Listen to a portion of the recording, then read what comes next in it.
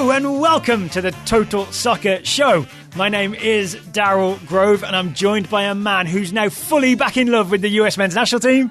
His name is Taylor Rockwell. Hello, and am I right? Hello. I feel like you're projecting there slight little bit. I am. Because no, I was never not in love with him, but I wouldn't say that I'm like super amazed and blown away. I'm happy. It's nice to have a coach with a plan. It's nice to see it seem like it's working. January friendlies. Let's see what happens down the road. Okay. I guess love is an interesting thing anyway, because we've probably been in love with the US national team for the past year, but we've just not been happy about it. I'm glad that you set us up for that level of enthusiasm for me to be realistic and be like, well, I'm impressed by certain things. We'll see. Welcome to the Total Soccer Show. So let's get to it. Let's talk about this game. It was USA 2, Costa Rica 0. It's true. I'm going to say big picture, not a perfect performance. Maybe a first half where they didn't look quite as incisive as against Panama. Second half where they at least looked incisive twice. So we got that going for us. We've seen this game once and then a few little chunks, just so you know where we're at. We might have a longer review in the future. Let's start with the lineups. The lineup was almost the same as against Panama.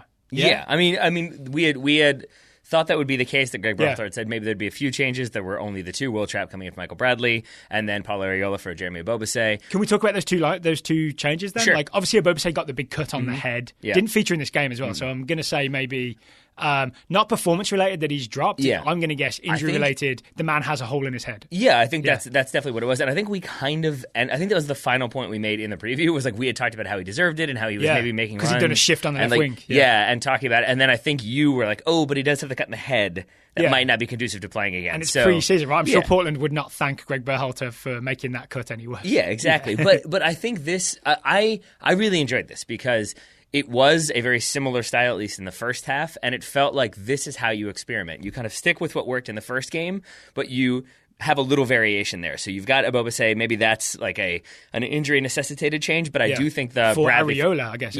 But then I do think the Trapp for Bradley one is let's see how this guy does in that role. And I think that's interesting because in this this system, it is a key. Everybody's important. But the number 6 is a key part of the machine, right? Imagine it as like, you know, with IKEA stuff, if there's a couple like things left over, a couple of washers, you're like, oh, maybe they sent too many washers. But if your table only has 3 legs, the leg is very important. Yes. So Bradley was one of the legs in the Panama game. They replaced the Bradley leg with the Trapp leg. And that is an experiment by Berhalter, right? It's essentially a challenge to Will Trapp. Can you do what Michael did? Yes. Fair? Yeah, and I think he did a fine job in the first half, a better job in the second half. I think in the first half, I agree. He was trying to kind of like lay down the gauntlet, I guess, or kind of set the tone of he was stepping high, he was trying to make interceptions, he was trying to win the ball. But I think that's almost representative of what was the problem for the United States, at least in the first half, is that they were stepping and being very aggressive, but it felt like they knew we're supposed to go very fast, we're supposed to try to play quickly, but they don't have the rhythms down, they don't have the kind of familiarity down as a team. And that's fair. And that's why, like, I think I saw more passes go out of bounds from like 5 yards away than I think I've ever seen. Yeah. But a lot of that was because it's like turning and going and trying to play really quickly, but maybe the runner hadn't made the run yet, or the player had thought the run was coming and it wasn't. But either way, it felt like everybody was just trying a little bit too hard. I think we compared it to like a kid learning how to ride their bike for the first time, and they keep like, now they go too slow, now they go too fast. Oh, they fell over. Oh, they're back up. Oh, they fell over again. Especially, so this is for me. This is the problem with the first half, as you said. They're trying to make that passing happen, but it looks it's just a little out of control. Yeah. And I picture the kid who has figured out that you have to move your legs to turn the pedals, and you have to like hold on to the handlebars and maybe steer them left and right. But then that kid, their legs are just going crazy, and the handlebars shaking. And you're like, you're doing it, but you know at the back of your head that bike's going toppling in about 5 seconds. Yeah, and that's what every single attack felt like in the first half. But I'll say this: at least that was exciting. Why do you say that? Because at least it wasn't, again, a centre-back standing on the ball, looking around thinking, oh, where do I pass this? Maybe I'll just like hopefully hit it towards a forward. At least it was fast passing along the floor that you felt like would eventually come loose and fall over. But it was fun to watch. Well, see, the thing, I would disagree with you a little bit because I saw plenty of opportunities. There's one that stands out of my head in the first half very specifically of Walker Zimmerman kind of waiting and waiting and waiting and waiting. And trying to make a split, right? Yeah, and he couldn't find a pass. And it's because I think another issue that we should talk about is the fact that Costa Rica came out in a back four, which is not what we expected at all. We talked about in the preview how they were definitely going to keep doing what they've done. It's what they did in November. But here they were in basically a 4-2-3-1. And I think part of that was to cause problems. Ortiz, who started as the center forward, he did a very good job of kind of sitting right in front of Zimmerman and saying, like, nope, you're not playing past me. We tried to... Sorry, I interrupted you. No, I was just going to say, so I did see those moments, and I think the thing that stood out to me there, where I would agree with your point, is that, but we didn't see all right, I'm just going long every time. I think the United States was really reticent. That's a good thing, is that we didn't just settle for that. Because I think you set them up a little bit. You set Costa Rica up for, okay, they're never going to do that. We can step. And then eventually, when the United States starts doing that in the second half, I think that's when you start seeing the woodwork get hit, and the goals eventually come, is when they do sort of hit Costa Rica on the break with those long balls. So especially the second goal, I think is a good example. We'll get to that in detail maybe later. I think it's also worth giving Costa Rica credit for the way they defended from the front in the first half, right? So it's not just Ortiz. I felt like the whole team did a good job of, I'm trying to find the word for it. It's not pressing, but it was stepping up, staying in a shape, right? They had a very 4-4-2-y shape and almost just closing down passing angles. So maybe the only way the US could try and get past that was to move the ball quickly and try passes that weren't really on, right? It ended up being a lot of like maybe outside of the foot flicks to try and force something through some space that maybe wasn't quite there. Yeah, is that fair? Yeah, and I would say I'm trying to figure out the way I would describe it too, because it was almost like reactionary pressing, and it wasn't that sort of like, oh, the United States went backwards with the ball, everybody go running, but it felt like one player would go sprinting after that ball. The U.S. center back, like if it was Aaron Long, would play it to Zimmerman. That like runner would continue on, and there would just be like a little nuisance pressure almost. It wasn't the whole team always aggressively stepping every single time, but it was just enough that it kept making U.S. players on the ball in their own half uncomfortable, and that's why I also think you couldn't get much of a kind of stable rhythm of passing because it always felt under pressure. Would you agree that it felt like the Costa Rican players weren't necessarily trying to win the ball and go? They were trying to put pressure on the ball and just make it hard for you to find a pass. Yes, I would. You being a U.S. national team player. Yeah, and I think there were like multiple occasions, especially in the first half, where you and I were both like, ooh, okay, how are they going to play out of this one, the United States? Because they were like moving the ball but under pressure and kept getting run down. And we're like, oh, have they done? Oh, no, they just kicked it out of bounds. Or they kicked it off a Costa Rican player and out of bounds. And I don't necessarily mean that critically. I just mean that it wasn't that sort of crisp connection of like, oh, the ball's on the floor, or they're never really looking that bothered by anything. But I think in the second half, they figured things out a little bit. Not necessarily saying I want to jump there yet, just saying that I think that was a big difference for me, was that in the second half, I felt the United States were just a little bit more content to look long and look into the channels especially. Okay, well, before we jump to that, I do want to say that, weirdly, I like this. Like maybe against Panama, Panama sat too far back and gave the ball away far too easily by just banging it forward, right? So it was almost like too easy of an introduction for the Greg Berhalter positional play, open them up system for the US men's national team. I think we said this in the preview, that Costa Rica actually presented a tactical challenge and a physical challenge. And for example, like someone like Georgi Mihailovic really got kicked all over the place. And in a weird way, I think he didn't have a good game in the end because he ended up making some poor passing choices, partly because he got roughed up quite a lot. So there was a stress test on a lot of players that maybe they didn't get that stress test against Panama. I think that's true. But I also think it's the case that like it was nice to see the United States when getting that stress test, that it wasn't just, and this goes back to your point of like a center back standing on the ball. It wasn't because it was like a lack of options from American players. It wasn't just like, oh, they've got no idea what they're doing. This is a completely different game plan from the last time we saw them play. And they're trying something and people just don't quite seem to know what's expected. It was this time Costa Rica intentionally blocking off those options that the United States has been working to establish. So then the U.S. had to try to figure it out. But then that's a chess game. Then it's sort of people making moves and trying to figure it out and probing for vulnerabilities it's that and weaknesses. Kind of game, right? It's a total soccer show dream, that kind of game. But it's also just an interesting game that makes it interesting because then there's always a chance of, oh, they found a way through. Oh, Costa Rica got the ball back and now they found a way through. And it felt like it was, even though it wasn't the most like exciting or technical game from like a goals standpoint, especially in the first half, it still felt like a game where things could happen at any moment, and so you wanted to keep paying attention, which Never is bored. Sadly a thing that we couldn't always say about the United States in years past. To paraphrase Keenan Thompson doing Lonzo Ball on SNL, do it. Never bored. Never bored. Never bored. And you know what else? Greg Berhalter is U.S. national team coach. Never lost. So far. Yep. Never lost. So do we want to talk about what the US did to maybe change it and to actually find ways in behind Costa Rica? Yeah? Yeah. You mentioned going down the channels. Yep.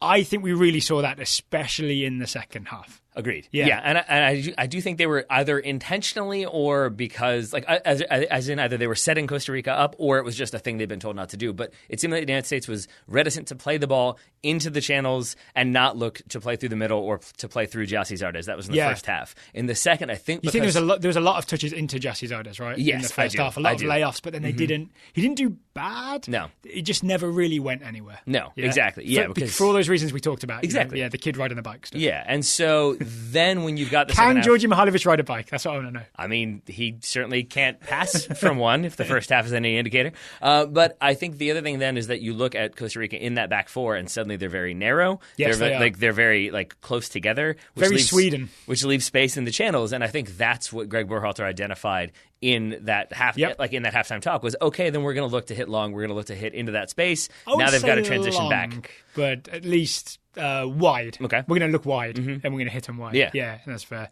So Baird and Areola, to begin with, we were hitting these guys. How do you think they did? I think they did okay. I mean, Baird, I feel like maybe that's not his game. I'm not saying that because I know his game very well. It just felt like there was the one where it was the ball played into either him or Ramirez when he came in, and it didn't feel like either one had the wheels to get to it necessarily. And I feel like once you saw the change of personnel, once Legette's in there, once Jonathan Lewis is in there, it did seem like the threat out wide was more obvious. It really did, right? And especially just to give the full evidence of that is the first goal for Lejette is a Jonathan Lewis cross from the left. And the second goal is literally Paul Areola playing right wing, coming inside and scoring. Yeah. So that threat did work out in the end. It's kind of a shame for Corey Baird that he wasn't involved when the threat was on. Because he nearly had the assist on Nick Lima beautiful outside of the foot strike that for all the world I thought was going in when it hit the post, and I wasn't the only one. No, Georgi Mihailovic thought the same. That's why he doesn't end up hitting the rebound volley, because he's busy celebrating a goal that didn't happen. If you watch it again, Taylor spotted this. You're very good at spotting this stuff, right? Georgi Mihailovic's arms are in the air as the ball's hitting the post, and that's one of the reasons he's half a step slow to get to that rebound. Yeah, not a great look. And but he is just a kid, right? It was not a good first half. I kind of don't care, to be honest. Fair. I get that, but if you're playing for the national team, if you're a professional athlete, that's fine if you want to go that route. But for me, it's that can't really be your defense anymore. You can't be in a World Cup and be like, oh, sorry, I missed that shot. I'm just a kid. Nah, I don't care. So I think his passing That's the first not what half. Pele said in 1958. No, it's not. His first half passing bad, second half passing better. That play not great. Yeah. So I'm going to say overall an okay game. Yeah. But I do think the introduction of Lejette is a massive factor here, and one that Greg Berhalter will not overlook. It was Lejette for Mihailovic. It sure was, and that was the first sub, I believe, as well. Okay, what difference did that make when Lejette replaced Mihailovic? Well, I think I forgive me because I can't remember his exact wording. There was a 5 or 10 minute interview with Lejette after the game, and he talked about how Berhalter. First of all, he said for the goal that they'd worked on crossing to the back post, so that's why he's there. But the other thing he talked about was how he was kind of told to go in there and cause problems and make stuff happen. And that's a phrase that we were scared of when Klinsmann said that to Pulisic. And that's why I'm saying don't quote me exactly, because I think he said it better than that. But I think the point was that he was supposed to go in there and cause confusion and cause problems for Costa Rica. And I think that could be playing central and trying to take shots, or playing central and create opportunities. But it could also be there's the one where he has the nice little step over turn and dribbles down the line. Yes. But that's because he switched with Paul Areola and stayed out wide for 5 minutes and let Areola come central. And then if you're that defender, if you're the Costa Rican defender, do you stay with the man you've been marking all game, or do you go wide and stay where you needed to be? And it felt like that sort of positional fluidity from the U.S., Nick Lima doing Nick Lima things again, that felt like it started to cause Costa Rica more and more problems. I think it's fair to say that also Lejette was it was suggested to him or he was told to maybe go at people a bit more. Because one of the things I worried about with Mihailovic, and maybe a little bit less, but still with Roldan, is that they were always looking for passes, right? Because I know that part of their job is find the space, get the ball, release the wingers or the striker. Whereas Lejette, it seemed a bit more like he had let's call it a license to thrill, just a license to run at people. And if you lose the ball, we're not going to be mad at you, but just run at people and put them on the back foot. I think that might have been part of the difference. Yeah, I'd agree because I think going like to the training wheels bike analogy, like because there were those moments when the United States would have a break, they would break down the channel, but it felt like there was an extra second or two of like, is that pass on? I'm not quite sure. Okay, now I'll try to play it. There's the like one when the Zardes square ball, exactly slightly behind Corey Baird. It's not necessarily a bad ball, but it means the attack starts to stutter. Right? Exactly. And so you just don't see that like that 1 or 2 second faster play or that realization that I think will come with time. Don't get me wrong. Yes. But I do think if you have Leggett come in and he is like, okay, fine, then I'm just going to keep going at people. I think the field conditions weren't great, and I think that probably factors into all of this. But I think he really was a disruptive force for Costa Rica. And I think the other thing that then was problematic for them being Costa Rica, is that once those balls start going wide into those channels, you started to see a lot of ball watching from Costa Rica as they're dropping back and dropping in, and then those runs through the middle are that much more effective. And so I think just changing it up that way, like then I think you started to see Costa Rica cut a switch off because suddenly the ball is wide in a 1v1. Oh, we got to filter out there, or let's pay attention to what's going on, and no one's paying attention to what's going on behind them. All right, I think it's time to talk about goals. Let's do it. But first, we should talk about today's advertiser. Today's Total Soccer Show is sponsored by Talisman caps. When we started this show, I was hoping I was going to be able to say Taylor is wearing his Street Soccer USA Talisman cap. And he's put it back on. Yes. Hello. Taylor is wearing his Street Soccer USA Talisman cap. The problem Kyle Martino would be proud. He would. The Cooligans have pointed out before, I guess, that when I wear the flat brim hat, I tend to wear it low. I wear all hats low. Yeah. But I think it makes me look like French Montana, which I will take. But as a result, French Montana, a rapper. But as a result, when I'm wearing it talking to you, it makes this weird field of vision where I can see like the top of your head, but nothing above you. Okay. And I feel like it's not great for conversation. Yeah. So then my hair is very variable. So you want to check exactly. what's going on. I want to know what's going on. I need to make sure that it's all still there, that it looks very pretty. It's got, you got a nice side part. I'm good on that. Yes, but so the hat is back on. The Street Soccer USA hat is back on. I enjoy it very much. And I believe some of the proceeds from that hat, which you can buy at talismancaps.com, actually goes to Street Soccer USA. So you'll be supporting a very good cause, and indirectly me and Taylor, because we're running one of the Street Soccer teams here in Richmond. We are indeed. I'm going to make this incumbent upon you to describe, because it's not going to work for an audio setting, but multiple times now, here's the beauty of Talisman. Here's why they think things through. Multiple times I've gotten the question, what does your hat mean? So ask me that. What does your hat mean? Spinning around, and it says Street Soccer on it. So then I don't even have to say anything. Street Soccer USA is right there, and I can be like, it's Street Soccer. It's a non-profit organization, blah, blah. And then we're good. That's very smooth. I'm very crafty. What can I say? You did a great job explaining Street Soccer by spinning your hat around. Street Soccer, non-profit, blah, blah, blah is what I believe I just said. StreetSoccerUSA.org for more information. We also want to ask about Talisman caps. Why? I want to ask you. Why were we so thrilled to advertise with Talisman caps, or for them to advertise? Do you want my honest answer? I do, because they're cool. They're just cool looking hats. I mean, I mean that in every possible way, because they've got like a wide variety. They've got the individual player hats that are great. They've got like different, with the iconic players, right? Yeah, but like differently branded club hats. But then they've got the support local hat that's up there, the Street Soccer USA one. So it's just they're well made hats that aren't just like Manchester United and giant bright and gold and everything like that. They're like more subdued, laid back, but they allow you to still be like, yeah, I'm a fan. I think because the other thing is one of the co-owners to husband and wife team, right, is a graphic designer and a soccer fan and a former player. I believe he played for the Wizards. The Wiz, excuse me. They do have a very savvy graphic design element. They were the Wizards. To them, Kansas City Wizards. They were? Okay. Yeah. I think. I hope so. I think maybe both. It took me a really long time to make the like Dorothy connection there. I didn't really put that one together as to why they were the Wizards. Yes, and so we were then wondering if we were maybe going to get a U.S. national team player from this game, a Talisman hat. Who would we get a hat for, and what would that hat be? Yeah, I've got one. What you got? So for Nick Lima's performance in San Jose, where he plays his MLS football, I would get him the support local hat. Okay, because he's putting a local performance in front of his own fans to be proud of. I thought this was another good outing from Nick Lima. Maybe here's the place to do the bit of analysis on Nick Lima. He did a lot, right? It was a reminder, watching it twice now, like for 2 sets of 90 minutes, watching him play right back and know when to go forward and be an overlapping right back. He was on the touchline when we went forward sometimes, and when to come in field and play central midfield. I think Bobby Wilshere had the point that there was definitely the trigger was when the US had possession more or less like over the halfway line. That's when Lima would come in and join Will Trapp. Yeah. It's really hard to do. And once again, he was really good at it. And not just like that he followed those instructions. When he was on the ball, he was dangerous coming through the middle. He had that one like juggernaut run where it just like he couldn't be brought down and the ball stayed at his feet the whole way. Yeah, and then it ended with like an outside of the foot pass. I think it ended with a corner, maybe. Either way, I was pleased with it. Even though he's on the wrong side, I'm going to call him American Marcelo. Because, Marcelo has those things where he just ends up joining. No, Dani Alves is, if we're going real high here. You argue with yourself now? Remember when Dani Alves used to play for Barcelona and he would basically end up playing central midfield? Yeah. All right. So American Dani Alves is what I'm calling Nick Lima. Okay. Yeah. Are you going to go back to Talisman hats at any point? I am right now. I would get him the support logo hat because he put in a good local performance. I was wondering if you remembered how we got to this point. Hey, Taylor, who would you get a hat for? There we go. Which hat would you buy someone? I was getting there. I'm a professional. I would go for maybe Will Trapp and the Pirlo with the wine hat because we're going to talk about it again. He played like a drunk Pirlo. Yeah, that's why. Because that ball over the top, the assist is a beautiful ball, one that Andrea Pirlo would appreciate. So that Not makes his sense only to me. one either. And I think I want to buy Sebastian Lletget a Los Ticos hat. They have Los Ticos hats because he has defeated Los Ticos, so I think he gets the hat to commemorate that victory. It's like a scalp. Yeah, exactly.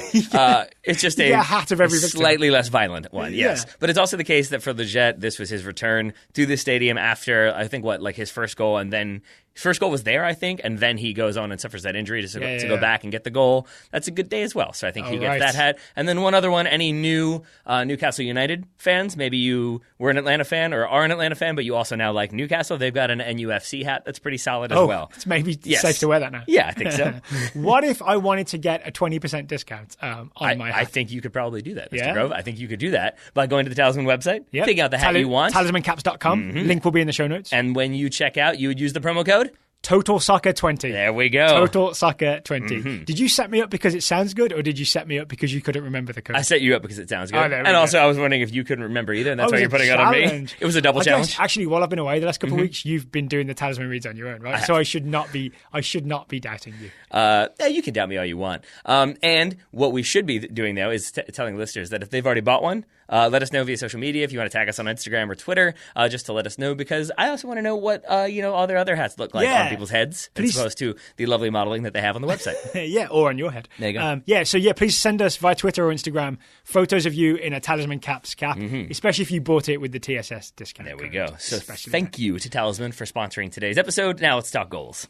Let's talk goals. Okay, so the first goal. We've already mentioned it. It's the Sebastian Lletget header at the far post from the Jonathan Lewis cross from the Will Trapp slice pass. Yep. Do we need to go back any further to analyze this goal? Where do you want to go to? Just a couple seconds before, because this, it stands out to me because in my mind, part of this is Lletget causing, he starts this move and then ends up scoring, because it's a ball that I think it's like Zimmerman wins it. It gets flicked on by Roldan. It's kind of a loose ball. It's bouncing all over the place. And it's Sebastian Lletget running down, I believe, Guzman. And he puts him under pressure. Guzman ends up just kind of kicking it because of that pressure. Yeah. So it wasn't brilliant for Lletget to lose control of it, but then he put Guzman under pressure immediately afterwards. No, I think it's just he's trying to get under control because it's like a flicked on off of a clearance. Oh, so it's not his miscontrol. No, it's just his chase. I think he gets an opportunity to control it, and maybe he doesn't, but I still don't really fault him for that. What I credit him for is that rather than being okay, we've lost possession, let's drop into shape, it is that new approach of no, let's put them under pressure, let's get everybody forward,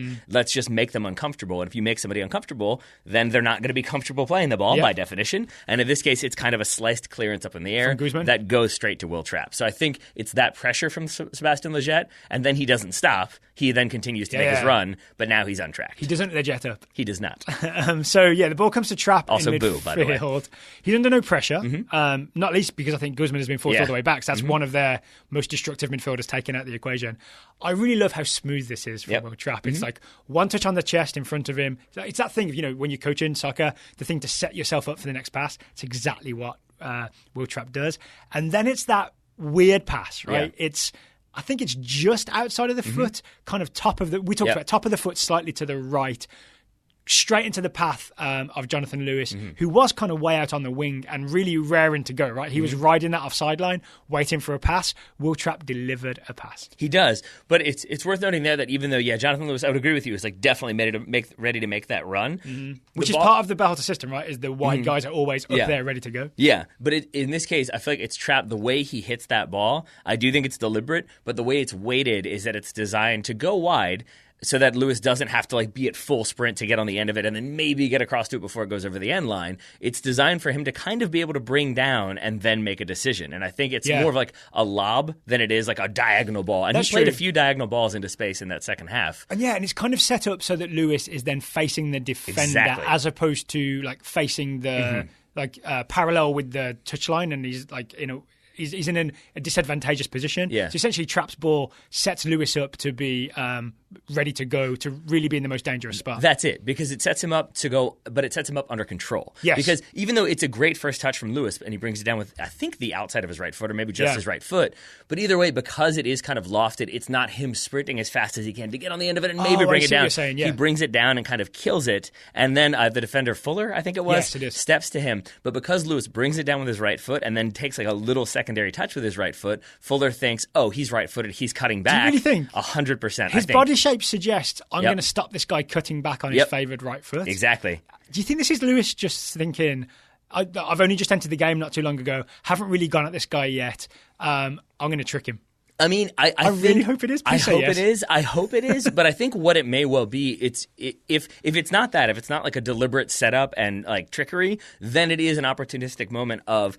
And this is not quite the same, but I don't know if you've had those moments where the FIFA goal where you're dribbling at the goalie and then you pass it across and the guy taps it in. Yes, even I know that. You'll have those games where you fake, you look like you're going to pass it across, and the goalkeeper comes running out, and then you just pass it into the goal because they thought you were going to do that. And this might also be that moment of the defender was like, "Haha, you can't be on your right foot," and Jonathan Lewis is just like, "Okay," and just casually chipped it with his left. It could just be that he was like, "All right, if you're going to give me it, I'll do it."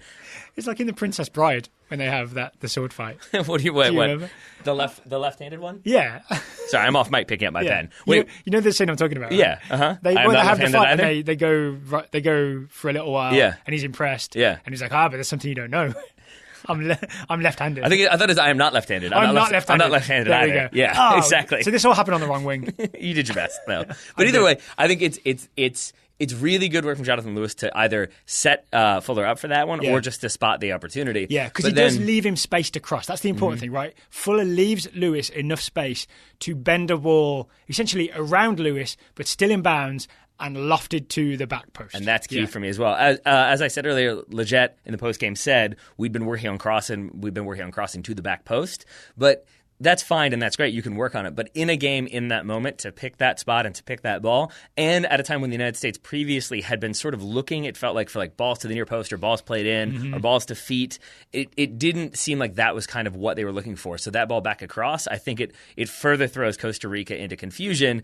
And just because Will Trapp, because of the press initially from Leggett and the kind of the pressure that he puts under, when Will Trapp gets that ball, now it's Costa Rica scrambling and it's someone trying to step to him and it's somebody else trying to get to Lewis. But as a result, everyone's flying around, and if you've got the opponent kind of all over the place transitioning, scrambling, it gives you chances to kind of drift through unmarked, which is exactly what Sebastian Leggett does. Was it Cruz who maybe saw him at some point, but was never goal side of Leggett? So Leggett, all Leggett had to do is just bend his run slightly to the right, and he's all alone at that back post. And it's a great header, too. I mean, it is to get up, but then get it back across goal and to get the header down, as what you're always taught to do. And then I think you spotted Roldan and Ramirez, I believe, both let it go into the goal. They did. Both of them made sure not to touch it. And I don't think it's politeness. I think they might have been aware of possibly being offside. Yep. I'm not saying that they definitely are in an offside position, but they're definitely riding the line. They may just be behind it, right? Yeah. They were definitely behind the defenders that were with them. They may not have been behind the defender that jumps with Sebastian Leggett. Yeah. But Roldan sort of does that,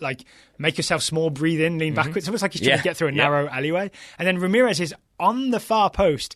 He could have poached that goal. He could have stolen it. But one, he would have stolen a goal from Leggett. More importantly, there's a chance then he's ruled offside if he's the one that puts the ball in the net. Yeah. And it's a smart calculation in the moment from Ramirez. I would say I think you could maybe argue that the ball was already across the line with Ramirez. The one with Roldan is more important to me because the other aspect of the reason why I think he kind of freezes up and doesn't move is because even if he doesn't get a touch to it, there's a possible argument that he's interfering in play because he's in way, the goalkeeper can't get to it or the defender or whatever. So I think the fact that he doesn't move and is just kind of stationary, you never really have that same sort of argument. Right. So I think that's great from both of them. I did want to say this, though, because we talked about Ramirez coming on and Leggett coming on. We should say Jesse Zardes, I feel like, has gotten a lot of if not criticism, then sort of like, see, he is who we thought he was, because it's he comes off in the 78th, and then you get the 2 goals. Yeah.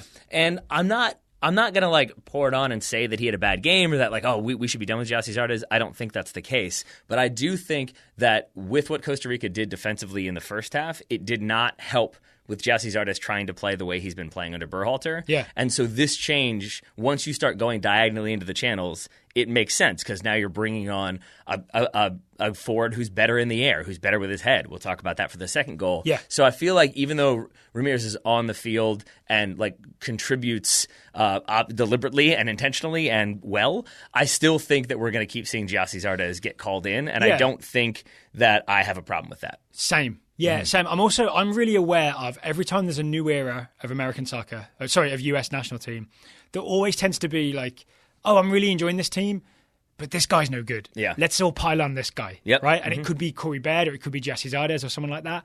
I would prefer it's a very positive era so far with Greg Berhalter, right? I would prefer we don't start doing that. Yep. And I think it's worth, especially if you think of it as Berhalter teams are a system and the whole system needs to work. I think that means that sometimes players need to have sort of casual eye test unimpressive games, but that still means that they've contributed to the system as a whole, maybe sacrificed themselves for the system as a whole. So let's not start scapegoating people for so-so performances just because we think the team would be better if we put someone else in. Yeah. I also think sometimes it can be really challenging with a new coach coming in, and especially with a national team, when you have so many players that are like potentially in consideration to be in that team for like any sort of major tournament. It's easier as a fan to be like, nope, don't like him, he doesn't fit. Nope, don't like that guy, he doesn't fit. And then you can sort of like scratch them off your depth chart, and then eventually you get down to your 23 that make the most sense. Yeah. But I feel like with that, I understand wanting to do that, but I feel like that then sets you up for if you scratch somebody off and they keep getting called in, then it sets you up mad to be, every time. Yeah, it sets you up to be like, but I've already scratched that player off. Why are they still here? Remember how mad everyone was at Carl Beckerman? Yep. And then 2014 World Cup, he ends up being one of the most important. Cal Beckerman. Excuse me, I didn't mean to say Cal Beckerman. Carl Beckerman? Carl I forget. Beckerman. Yeah, that's Yeah, the it's better. Carl Beckerman. Yeah, don't worry. We know his name. Don't worry. So, yes, I think we should still be okay if Gyasi Zardes gets called in, but we should definitely be okay if Sebastian Lletget and Paul Arriola keep getting called in. Yes. Maybe Lletget more than Arriola, but still. You want to talk the second goal, don't you? I do. Okay. So for people who don't remember it, it's a Zach Steffen goal kick. It sure is. It's not a perfect goal kick. It's not a perfect It's goal meant kick. to go deep to Christian Ramirez. And then to Christian Ramirez's credit, Yep. I'm not sure how far he sprints because we never get the full I'm going to say at angle. least 20 yards. He comes and meets a kick that, if this was a golf shot, a got off the tee, golf drive, I can't remember, it like hooks to the right or does it slice to the... It slices to the right, but, Okay. but it was sliced a little bit, right? It might have just landed on the fairway. It might have been slightly in the rough. yeah, I mean, and in this game, it might have maybe just made it past midfield, but I think Ramirez meets it in the air on the U.S. side of the field. So he ends up. I think as Stu Holden points out, Berhalter after the goal like gives a thumbs up to Steffen. I feel like that's him being like kind in that moment because it is really good, motivated running from Ramirez to make a play happen when it was a missed kick for sure. Well, let's stick on this. I saw a good Bobby Warshaw tweet who said this is a Greg Berhalter marker. This is the thing that often happens with Berhalter teams is they will, from goal kicks and from the goalkeeper, they will play out of the back, they will play short, and they will deliberately do that even when it's not advantageous. I mean, partly because that's how they want to play, right? Possession, but also to draw the opposition forward. And then eventually the trap has been set. The whole opposition is ready for the short pass. They're all pushed too far forward, and that's when we go long to the centre forward. So the thumbs up may have been just for executing the idea of draw them forward, kick it long, as opposed to the actual technique of the goal kick, which was not so good. You know what I mean? So more like trying to do the plan as opposed to executing the kick correctly. Yeah. That's what the thumbs up was for. I agree with everything you said. I just can't believe that you missed an opportunity to say the will trap has been set. I don't even know who you are anymore. He wasn't so involved in I don't this. know who you are. But it's great work from Ramirez. But I think I've had a big week. I've changed. this is true. Puns don't work as well anymore. No, they All right. yeah. but I think to your point though, like the running from Ramirez is a critical part, but it's also the case that if you freeze frame it when he flicks that on, there's like 5, maybe 6 Costa Rican players pushed way up the field. Yeah. Waylon Francis, the left back, being one of them, because they're trying to take away any short options. Similar to the first goal, once that flick happens and suddenly the United States have kind of established possession all of a sudden, now it's Costa Rica scrambling, and it's, I think Calvo is the one to step, or maybe it's Guzman, I forget who it is, who then ends up trying to step to Leggett because he's the recipient of the flick on. Yeah, it's a really good flick, by the way. Yeah. There weren't many places that ball could go that were advantageous to the US and maintain possession and still have forward momentum. Yeah. Where Ramirez flicks it onto Yeah. is exactly one of the places that we wanted. It absolutely is, because now you've got a center back. I think it's Calvo. I think Calvo ends up trying to step to Leggett. Leggett plays the ball into space between Calvo and Waylon Francis, who's far forward, which is exactly where Paul Arriola is now occupying, because he's found that gap. And so it feels like, it's 100% a very good tactic from Greg Berhalter to recognize, this ball is now on. Let's make it happen. And they do. Great ball from Leggett.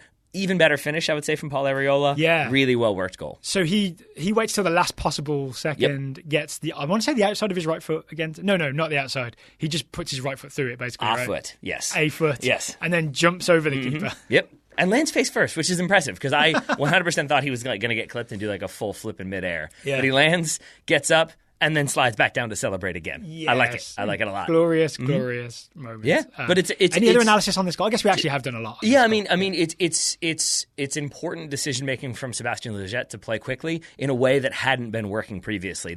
I feel like in the first half, that ball gets maybe hit a step behind Paul Arriola, or a step too far in front, or it goes out of bounds, or gets intercepted, and just that Leggett is able to slow it down, but then quickly play a perfectly weighted ball. That is the progress that I think we were looking for. Well, then it's just ruthless. That's the only other thing I wanted to say. Yes, Arriola was ruthless with the finish, right? I think the big thing, though, is that the space is there to play it into, whereas in the first half, for, say, Georgi Mihailovic, the space was not there because the US had moved the ball forward a bit slowly, a bit more slowly, and there were still all kinds of Costa Rican defenders in front of him, whereas this, because of the long kick and the Ramirez flick on and everybody being out and Costa Rica scrambling, there's space to play the ball into, which is part of the plan, right? Is to make space to play the ball into. It's certainly part of the plan. And I think that is maybe the difference maker for me, because in iterations past of the U.S. national team, we may have seen a goal just like this, and we may have categorized it as it's kind of a fluky, it's kind of a fortunate goal. It's a flick on that happens to find a player, and then Costa Rica are out of position. And so you could see it as it's just, it's a great moment of U.S. soccer, taking advantage of an opportunity. But I think when you look at it within the context of everything we've talked about, suddenly it's almost a rope-a-dope tactic of pull them forward, but it's a technically precise flicked on header. It's a technically precise ball in, and it's a well-taken finish. And it goes from this fortunate ruthlessness to this calculated, targeted, we're aiming for a spot, we found that spot, and it ends in a goal. And that's a very exciting thing. So I don't want to get too celebratory here, but do you remember when I was kind of on the bandwagon of Juan Carlos Osorio should be the next US national team coach because he has synchronizations, plans for specific moves that will pay off. We didn't get Osorio, that's fine. But I feel like Berhalter has exactly the same thing. I think this goal is maybe the first evidence of a calculated move. Yeah. That even with Stefan's slightly wonky goal kick, Ramirez basically put the ball where it was supposed to go. Yep. In the end, he corrected. We have a synchronization from Greg Berhalter. Yes. Yeah. Yeah. I mean, and I would say it's not entirely Zach Stefan's fault. By the way, it seemed like that field was pretty rough, and especially some rough touches. The goalkeeper boxes, the penalty areas, pretty difficult with footing. The Alvarado, the Costa Rican goalkeeper, he struggled as well with his delivery and his footwork. So I think it's not to say that Zach Stefan had a particularly poor game or anything like that either. Right. Actually, I know time is running short. There's one last thing I want to talk about with regards to this game, if that's okay with you. Yeah.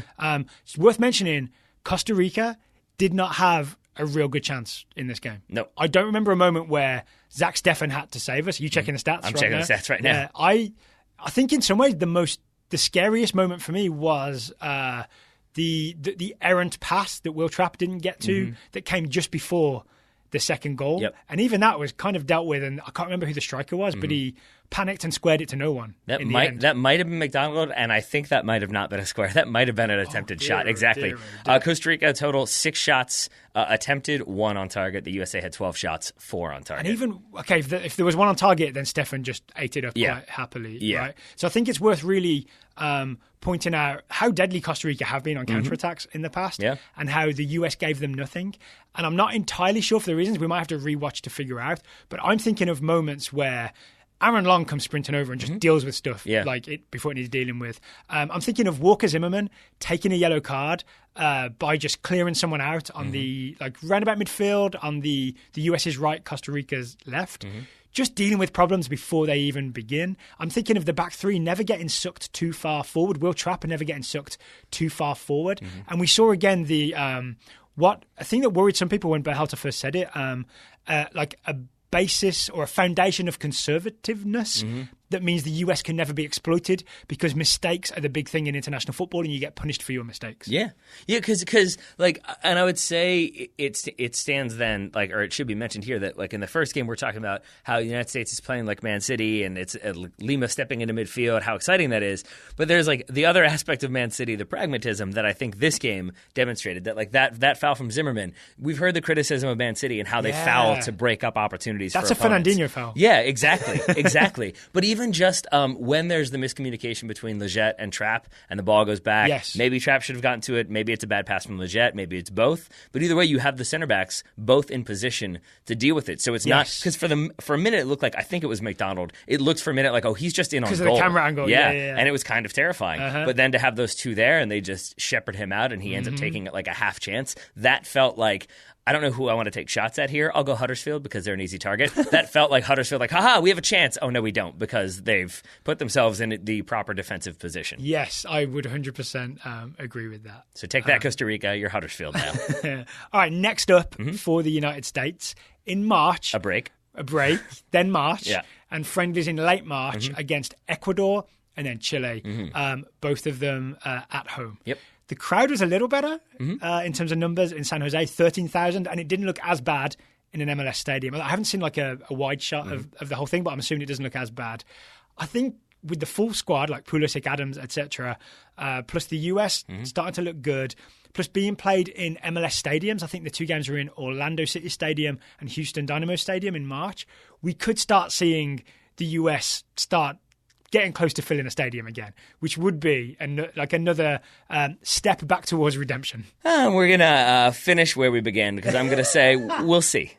You never know, because I feel like it's going to take a little bit more, I think, to convince like a lot of. Am I forgiving too easy? Casuals. Maybe, but then I think it's also that maybe there's a chance that, maybe those ticket prices are not realistic as well. It does depend what they are, doesn't it? Yeah. So we'll see if lessons are learned. Or if maybe one of our sponsors could help out with a $10 discount. There we go. Whoever could I mean? Whoever could you mean? Whoever could I mean? All right, we are ready to wrap up here. We are. I feel like we've gone pretty deep on this game for a medium take. Maybe let us know if you think there are more layers to this game and you'd like us to find them. Maybe email us, let us know, or tweet us, let us know, because there'll probably be a conversation off air where we decide whether or not to do a deeper dive on this game. Dan Lovitz was there, and now we've talked about every outfield player. And was fine, right? One final thing I want to talk about, if you don't mind indulging me just a second, Taylor, is all the stuff that happened this week. After we, on last Wednesday's show, I want to say, the Costa Rica preview, talked about my diagnosis. Got so many beautiful messages from listeners via email, via Twitter. I've tried really hard to respond with either an email back or at least a like on Twitter. Means I read your message and it was wonderful. Thank you. Then the other big thing is the GoFundMe. So my friend Kathleen sort of set it up for me. It was originally like friends were donating, but then a lot of Total Soccer Show listeners asked, is there a GoFundMe? We said yes, shared it, and it went crazy. It went really, really crazy. Then it got shared by the American soccer community, like people like Landon Donovan, Men in Blazers, Grant Wall, they all shared it. So I just want to say how grateful I am for everything that's happened in the past week. It's made me feel really loved.